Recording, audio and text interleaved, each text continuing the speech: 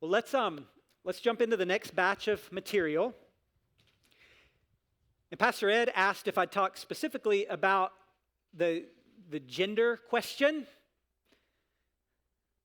understanding the trans movement. I think you have some materials.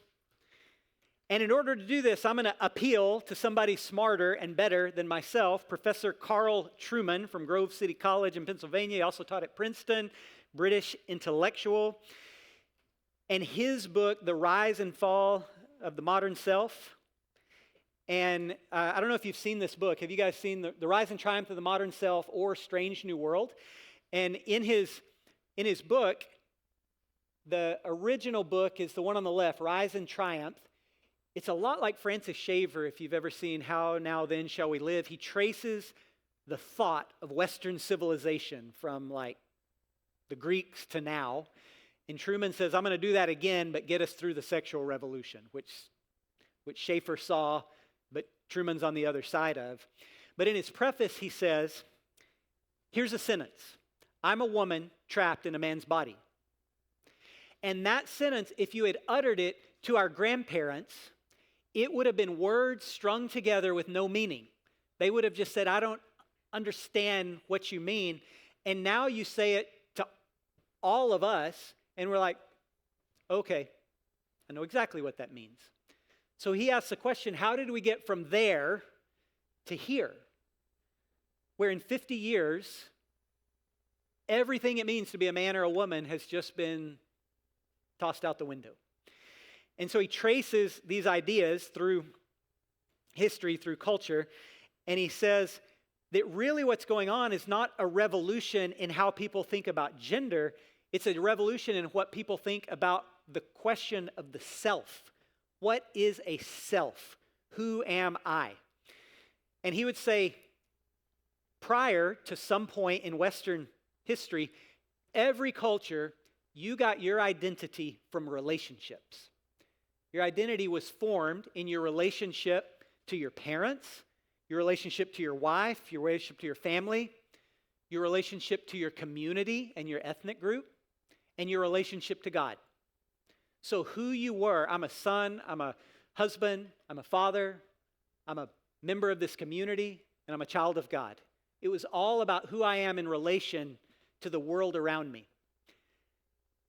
And he says, but in the Enlightenment in 17th century Europe, 18th century Europe, as that movement started, what it means to be a person, the view of self changed and shifted.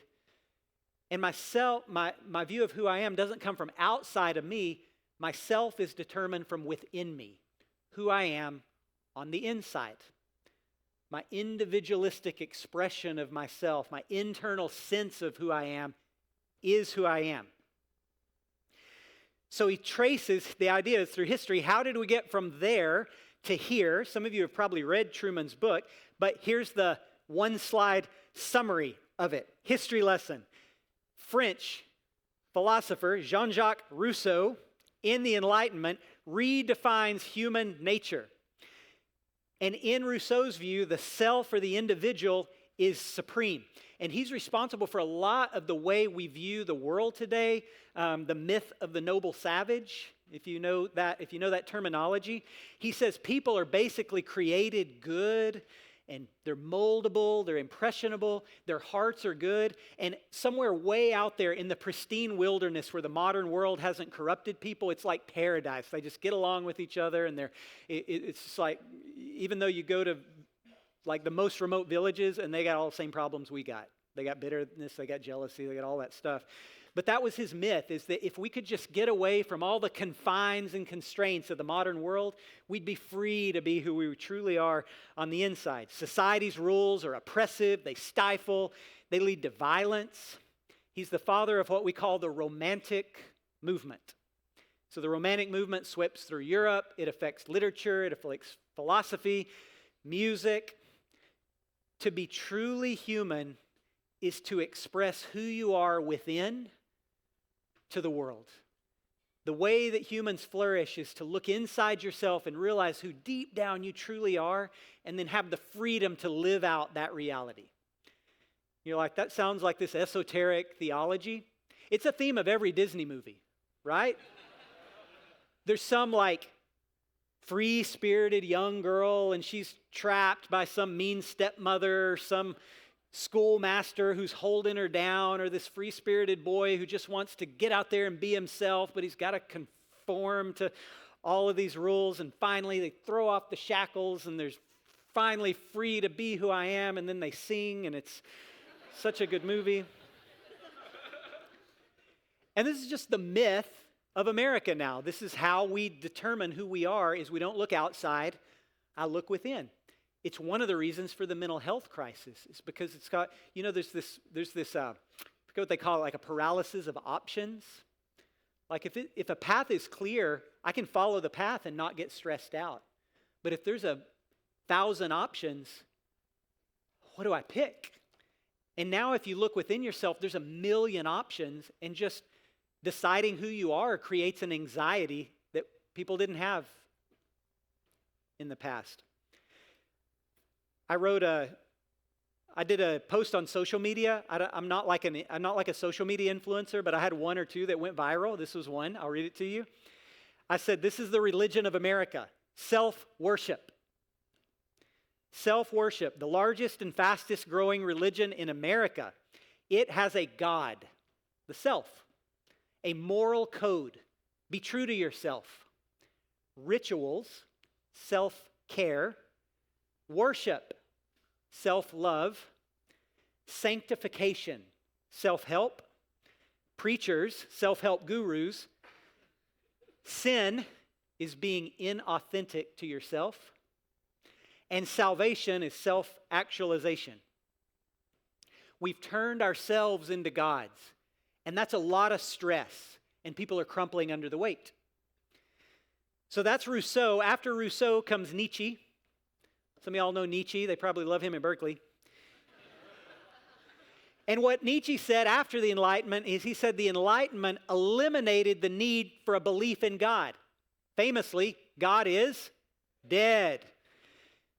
But Nietzsche wasn't celebrating that God is dead. He says, God is dead. God remains dead. We have killed him. Is not the greatness of this deed too great for us? Must we ourselves not become gods simply to appear worthy of it? Here's what Nietzsche said, is that people would simply create another religion in its place, and that religion would be one of self-worship. The self would become God. Nietzsche saw it 150 years ago. Stanford, are there Stanford people in the room? Stanford sociologist. I talked to a couple Stanford people. Stanford sociologist Robert Bellow was one of the most recognized sociologists 50 years ago. He coined the phrase expressive individualism. Carl Trueman, it's part of the title for Trueman's book.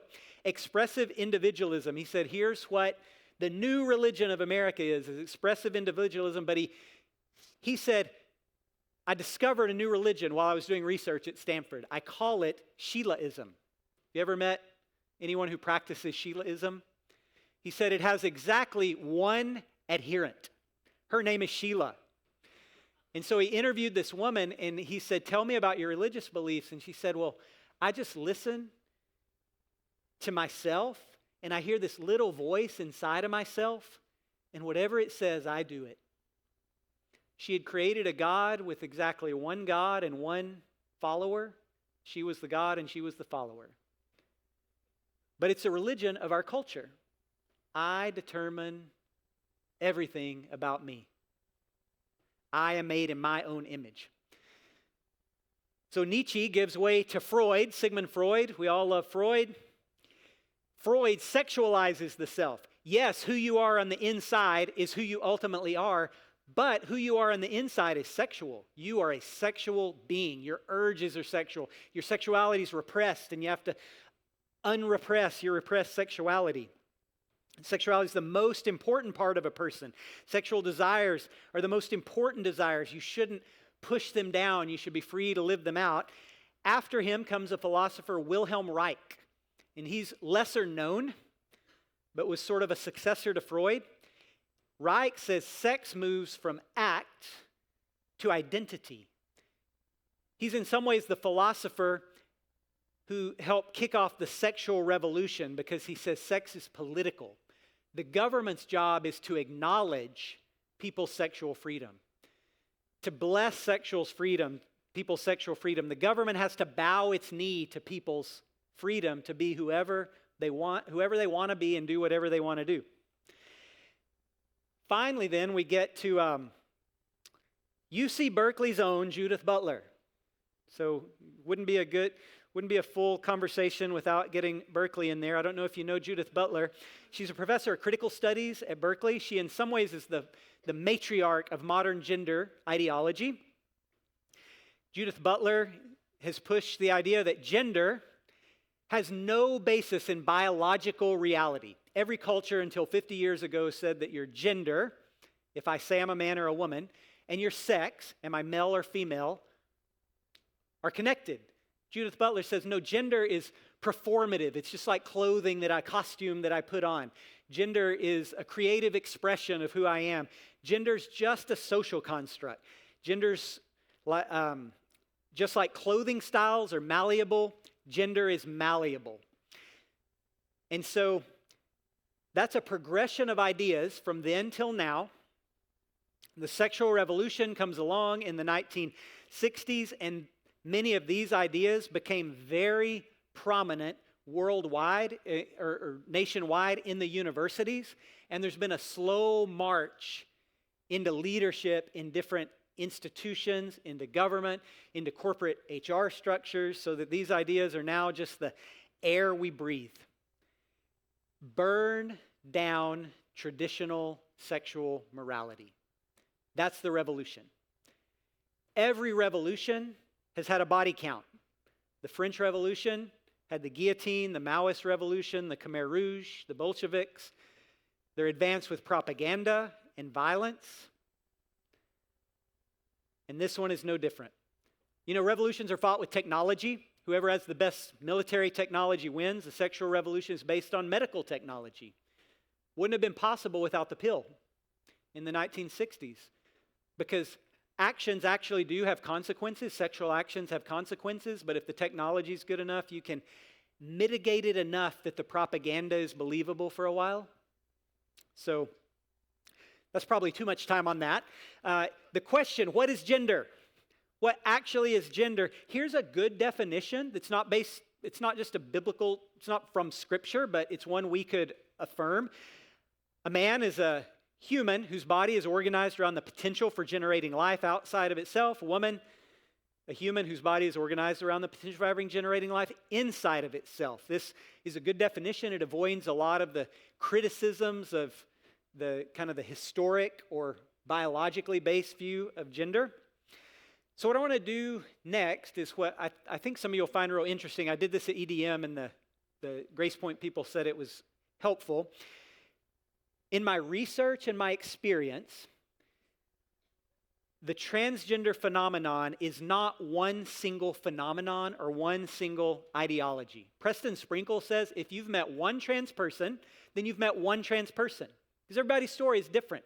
Their reasons for identifying as trans can be very different.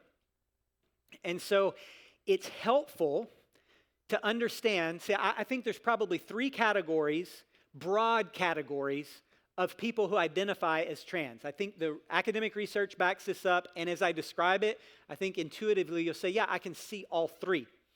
So we'll describe the three categories. Now, drawing these distinctions can be dangerous politically, if we say it out there, but it's very helpful pastorally, because it helps us know when we talk to a student who says this, which category they're in. So category number one, gender dysphoria. Gender dysphoria is a real, painful, psychological condition. It's been in the DSM, Diagnostic Statistical Manual, the last 3 editions. It affects a very small number of people. It is persistent distress at somebody's biological sex. It affects both men and women fairly equally. So if you have gender dysphoria, you look at your body and you say, there's something wrong with my body. There are other dysphoria, body dysphorias, body dysmorphic disorders. Anorexia is an example. Certain kinds of anorexia, an example of that. Somebody looks in the mirror and says, I need to lose weight, when actually they're already very, very thin because their view of their body is different than reality. Somebody with gender dysphoria, usually starting at a very young age, being persistent all the way through life. They can't explain it, they didn't ask for it, but they feel a distress, and it can be very difficult for them to escape that distress. The DSM-4 says that it affects 0.014% of people. That's 1 out of 7,000 people. Now that's a far cry from the 39% of Gen Z, right? 0.014%. So it's a very small number of diagnosed sufferers of gender dysphoria. These people go through a painful experience, and they deserve our sympathy. They deserve our empathy. They deserve our mercy.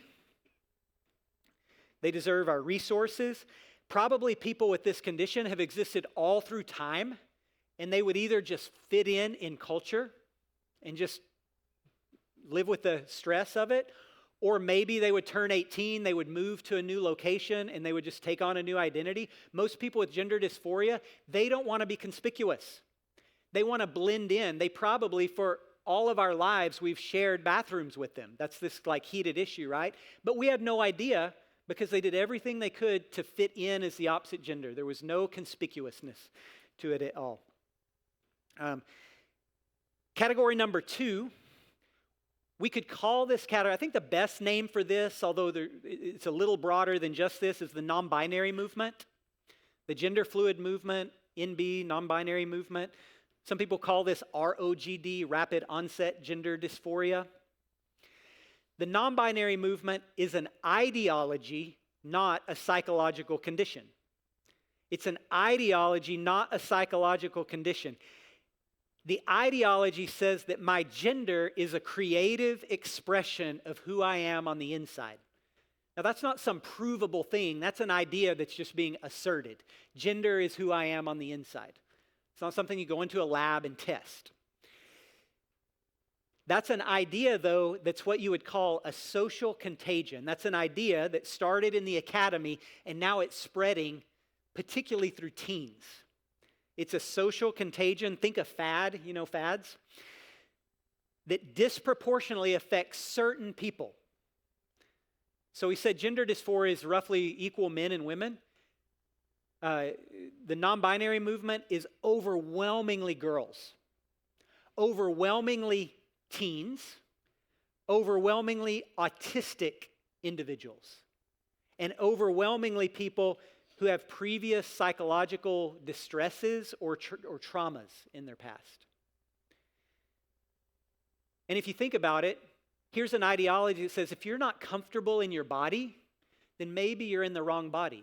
Well, what 14-year-old girl isn't uncomfortable in her body as she's going through those transitions? So she's susceptible. Autistic individuals. People say, if you just feel like you don't fit in, maybe it's because society's been lying to you and you're actually one of us over here. I mean, autistic individuals have a difficulty making social connections. They have trouble fitting in. And the narrative says if you have trouble fitting in, maybe you're in our category. People with past traumas. The non-binary, the NBM is what you might call a movement of belonging for disaffected youth who don't fit into mainstream culture. You see, when I was in high school, there was a group of people who didn't fit into mainstream culture. And so what they would do is they would all gather up and they'd form their own subculture over here. And they had their own vocabulary, their own way of dressing, their own style of music. They'd wear clothing that was like torn with safety pins in it. They'd cut their hair into mohawks and spike it up. They'd listen to the Ramones. They were punk. Remember the punk movement? And it was a movement for kids who didn't fit into mainstream society, so they'd form a subculture over here where they could belong. You fast forward a generation, and there's no punks left, but there's goths. They wear all black. They're very sad. They have baggy pants and lots of zippers, right? You fast forward a generation and there's not many goths. There's still a few in high schools. There's not many goths, but there's emo kids. They've got black makeup and they're a little bit moody, right? Well, if you go to a high school campus now or a middle school campus, there aren't any punks. There aren't any goths, maybe two. There aren't any emo kids, but what are there? They're non-binary kids. They're gender fluid kids. They're queer kids who have their own way of dressing, their own way of connecting with their own vocabulary, their own social media channels where they connect. Rapid onset gender dysphoria is a phenomenon. Abigail Shire has a book called Irreparable Damage, and she documents this phenomenon where particularly girls, late middle school, early high school, in social groups, so think 6 friends at a time, will all come out as transgender all together, but previously they'd never given any sign that they had a problem with their gender. It was rapid onset gender dysphoria, usually after they had watched a lot of TikTok videos about gender transitions. And so it's a phenomenon that is, if you're parents and your kids are in middle school, you're like, yep, that's what we're seeing there. Non-binary individuals often desire to be conspicuous, to stand out. So they, just like the punks did, just like the goths did, they have a specific dress code, including certain ways of coloring their hair, certain jewelry, certain symbols, certain hobbies, certain interests, certain vocabulary. The ideology says that, here's one of the ideas in the ideology is every human falls somewhere on a spectrum. And way over here at the far extreme end is John Wayne, like the most masculine, hyper-masculine man that you could imagine, rough and ready. And then way over here is Barbie, whose movie just came out, right? The most prototypical hyper-feminine woman that exists. But almost nobody's John Wayne and almost nobody's Barbie. Everybody exists somewhere up and down this line. And unless you're John Wayne or unless you're Barbie, then you're non-binary, because those are the two opposite ends of the binary. That's why 39% can say, I'm not totally this or totally that. But that's not some idea that's provable, that they went into the lab, they ran psychological experiments. That's an ideology that's being spread virally through the culture. Interestingly, there's a category of people they call desisters, people who say, I'm trans, non-binary, and eventually they revert back to IDing with their biological sex. You know what the rate of desistance looks like it is in America? It's over 90%. Over 90% of 14-year-old girls who say I'm non-binary are going to age up. They're going to hit their 20s, maybe even before their 20s. They're going to eventually say, I'm a girl. 90%. Just like today, there's not a lot of punk rockers. There's not a lot of goths. They just, now some do persist. You know, what's going on with them, that's a different question. But the desistance rate is very, very high. There's a whole category of people who received medical transition, even pediatric medical transition before they turned 18.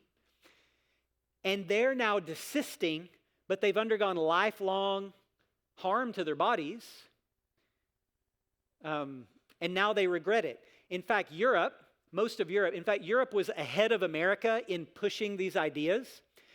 And now the pendulum has swung back, and most countries in Europe have outlawed pediatric gender transitions. England has done that. You know why? Because most of them have socialized medicine, and the people who regret their decision, they say the psychologist didn't assess me well enough. I needed therapy, and they gave me a gender transition. I needed treatment for my PTSD, and they gave me gender transition. And so they had gender transition. Now they're suing the government. The government's like, we can't have too many of these lawsuits, so they're saying you got to wait till you're 18. And America's behind that, so we still have we have over 100 pediatric gender clinics in America. England has 0. They just closed the last one. So they're ahead of us on swinging the pendulum back towards sanity. Third category, is this interesting? Third category and this is the most controversial, but it's also well documented in the literature, is called autogynephilia, AGP. It's controversial even to mention. Those of you with a little Greek background, we could unpack it. But literally, auto means self. Gyna means, you know this from doctor specialties, gynecologists. Gyna means woman. Gynos is a Greek word for woman. Philia, Philadelphia, city of brotherly love. Autogynephilia, literally, if you unpack the word, are men. It's 100% men, whereas the first category is men and women. Second category is mostly girls. This category is all men, males, who are in love or aroused by the thought of themselves as women. Now, this is controversial, but it's documented. This is entirely adult males who most often transition later in life. So they're not transitioning as teens, 20s, 30s, 40s.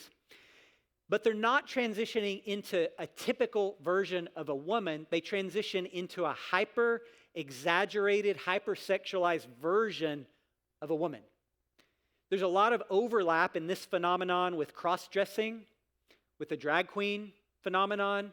You know, drag queens are males, but they're not dancing like women. They're dancing like erotic dancers. They're dancing like strippers. So they're not portraying themselves as typical women. They're portraying themselves as hyper-sexualized versions of women. AGP is less a psychological condition and more a sexual fetish or a sexual orientation. It's men who have this just kind of peculiar bent in what they're attracted to. It may often start with wearing women's clothing in secret, and then eventually, as they become more emboldened and embrazen, they wear it in public. Here's one way to see it. Bruce Jenner, Caitlyn Jenner, when Bruce Jenner transitioned into Caitlyn Jenner, I think Caitlyn Jenner is like 73 years old. When Caitlyn Jenner transitioned, Caitlyn Jenner did not transition into a typical 73-year-old woman who wears like conservative clothes and like wears a muumuu rollers in Caitlyn Jenner's hair. I don't know. Caitlyn Jenner transitioned into a hyper-sexualized, deep plunging necklines on Caitlyn's clothing, giant prosthetic parts to Caitlyn Jenner's talking seductively, almost inappropriately in interviews about sexuality. Caitlyn Jenner did not transition into a typical woman, but a caricature of a woman. Interestingly, AGP individuals make up many of the activists, the transgender activists. So for instance, you've probably seen this in your city. There's a phenomenon where secular feminists are opposed to transgender ideology.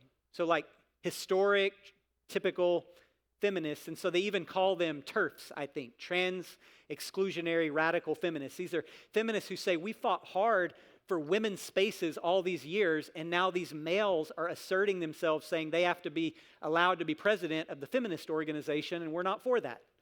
And so there's violence being committed against these secular feminists by these males, who are AGP.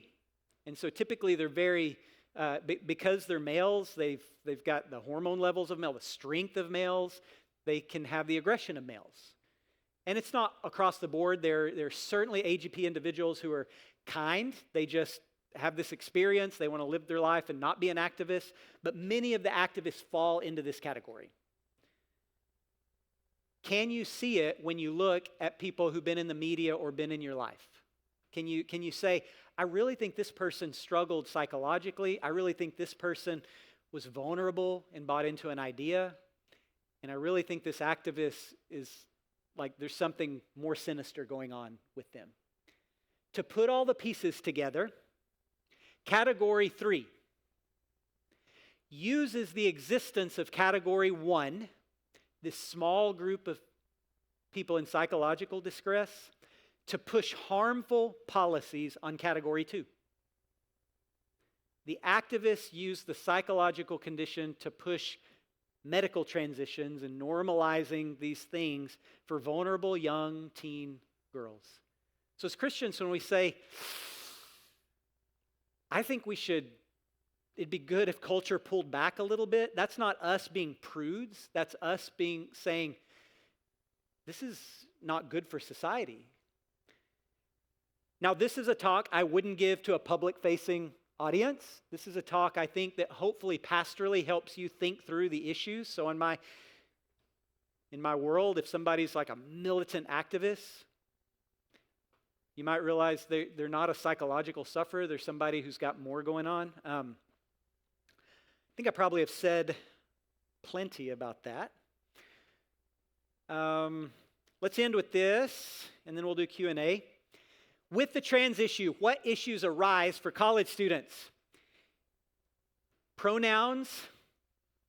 Do you guys have in your campus ministries policies for pronouns already? Pronoun usage? Is that something y'all have wrestled through or not?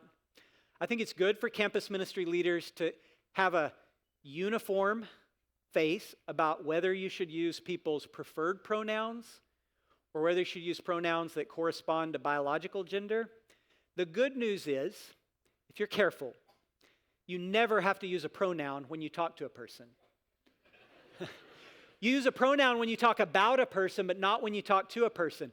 So if you're skillful and a trans student comes to your meeting, and they've even say my pronouns are they, them, my pronouns are ze-zer, you never have to go there. You just call them by their name and you say you don't use their pronoun unless you're talking about them.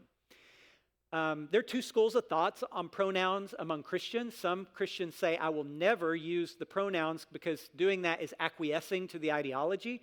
There are other Christians, Preston Sprinkles in that category, who says there may be a short-term and temporary place to show hospitality so you don't immediately alienate a person by misgendering them.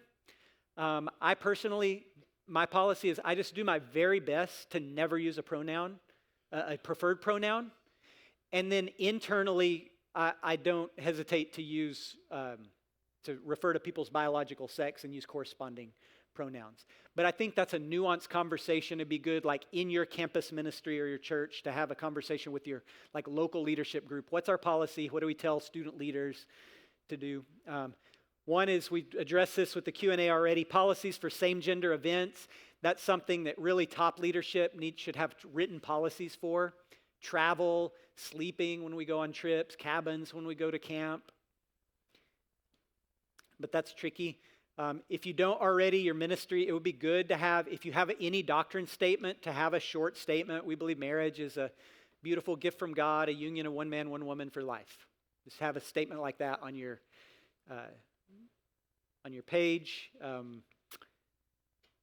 Being proactive and positive versus reactive and negative. We talked about this at the beginning, but your posture towards these issues shouldn't be, oh man, these activists, we got to go get them.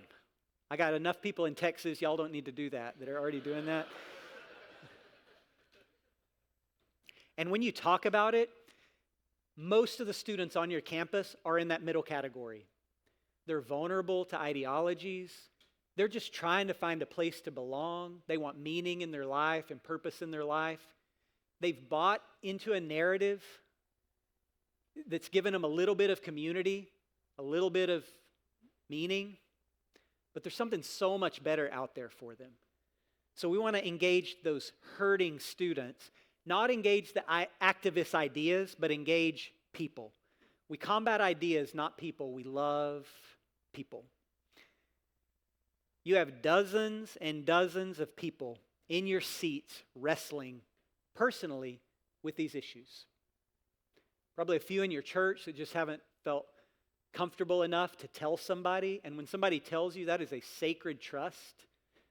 That's a blessing when somebody comes out to you. I've been wrestling with these questions. Preston Sprinkle says there's probably 500,000 same-sex attracted Americans who believe in the traditional sexual ethic. So these are same-sex attracted Christians who say, I don't believe in gay marriage. 500,000 are brothers and sisters. But they can feel unseen by both the church and by the LGBT community who doesn't think that they exist. You're either with us or you're against us. And so they feel pushed out there and maybe not quite seen here. So we need to fight the activist stereotype that Christians have by being loving and love people. So I think that's most of the material I have, except a little bit of parenting that we can cover at the very end if we have a few minutes. I feel like there's probably questions in the room. Should we do questions? Do we need a break, or can we just do questions? Yeah, let's do questions.